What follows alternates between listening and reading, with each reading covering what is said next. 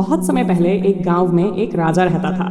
उसकी पत्नी थी सुंदर, दयालु और समझदार। उनके दो बेटे थे, सित और बसंत। एक दिन राजा अपने महल के बगीचे में घूम रहा था। वहां उसने पास के पेड़ पर दो चिड़ियों की बातें सुनी। एक चिड़िया पत्नी अपने पति से कह रही थी, अगर मैं मर जाऊं तो तुम दूसरी शादी कर लेना, लेकिन मेरे बच्चों का ख्याल जरूर रखना। चिड़िया का पति सिर हिलाकर बोला, हाँ, मैं वादा करता हूँ। समय बीता और एक दिन वह चिड़िया सच में मर गई। कुछ समय बाद चिड़िया के पति ने दूसरी शादी कर ली, लेकिन नई चिड़िया सौतेली माँ क्रूर निकली। जब उसका पति घोंसले से बाहर गया तो उसने निर्दयी होकर दोनों बच्चे चिड़ियों की चोंच में कांटे डाल दिए। छोटे छोटे बच्चे दर्द से तड़प कर मर गए। राजा ये पूरी बातचीत और घटना छिपकर सुन रहा था। उसे लगा, अगर मेरे साथ भी ऐसा हुआ तो। समय बीता और राजा की पत्नी का निधन हो गया। कुछ महीनों बाद राजा ने दूसरी शादी कर ली और फिर वही हुआ जिसका राजा को डर था। दूसरी शादी के बाद महल का माहौल बदल गया। नई रानी बाहर से तो मीठी बातें करती, लेकिन अंदर से दोनों बेटों सित और बसंत से नफरत करती थी। जब तक ये दोनों जिंदा हैं, राजा की सारी मोहब्बत इन्हीं पर रहेगी। एक दिन राजा पड़ोसी राज्य की मीटिंग के लिए कई दिनों के सफर पर निकल गया। रानी ने दोनों बच्चों को अपने कमरे में बुलाया। चेहरे पर बनावटी मुस्कान थी, लेकिन आंखों में डरावना इरादा। तुम दोनों जंगल में जाकर ये सोने का डिब्बा वहां के साधु को दे आओ। दोनों भाई खुश होकर चल पड़े, लेकिन रानी जानती थी उस जंगल में कालवन नाम की जगह है जहां से कोई वापस नहीं आता। जंगल घना होता गया।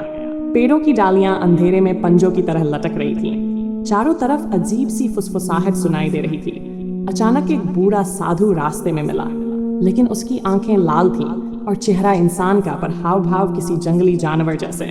सित ने धीरे से बसंत से कहा, भैया, ये साधु कुछ अजीब है। तभी साधु ने रहस्यमयी आवाज में कहा, तुम्हारी माँ ने तुम्हें भेजा है, लेकिन असली वजह तुम नहीं जानते।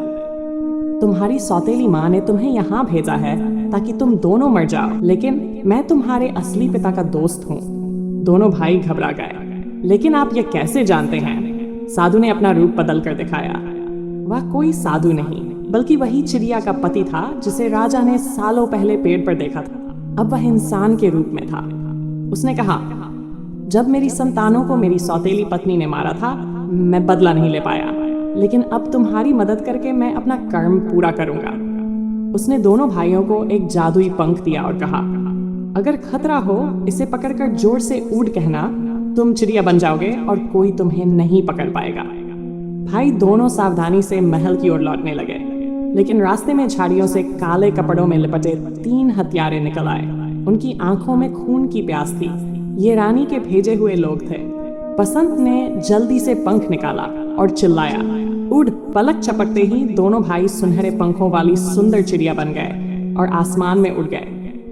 महल में सौतेली रानी उनकी मौत की खबर सुनने को बेचैन बैठी थी, लेकिन जब उसने खिड़की से बाहर देखा तो 2 चमकती हुई सुनहरी चिड़िया आकर महल के आंगन में बैठ गए और उनकी आंखों में वही चमक थी, सित और बसंत की। दोनों सुनहरी चिड़िया राजा के पास उड़कर आईं और उसके कंधे पर बैठ गई। राजा हैरान हो गया, ये कैसी अद्भुत चिड़िया हैं और ये मेरी आंखों में सीधे क्यों देख रही हैं? चिड़ियों ने बोलना शुरू किया, पिताजी, हम आपके बेटे सित और बसंत हैं।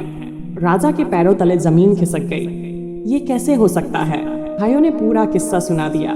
सौतेली माँ की चाल, जंगल, हथियारे और जादुई पंख। राजा का चेहरा गुस्से से लाल हो गया, लेकिन तभी महल में वह साधु, जो असल में चिड़िया का पति था, प्रकट हुआ। उसने राजा को बताया, महाराज, ये सिर्फ लालच और नफरत की कहानी नहीं। आपकी दूसरी पत्नी असल में कालवन की दानवी रानी है, जो बच्चों की आत्माओं से अपनी उम्र बढ़ाती है। राजा ने तुरंत सैनिकों को बुलाया, लेकिन जब वे रानी के कमरे में पहुंचे तो रानी का चेहरा इंसानी नहीं था। वह एक भयानक काले पंखों वाली विशाल दानवी चिड़िया में बदल चुकी थी।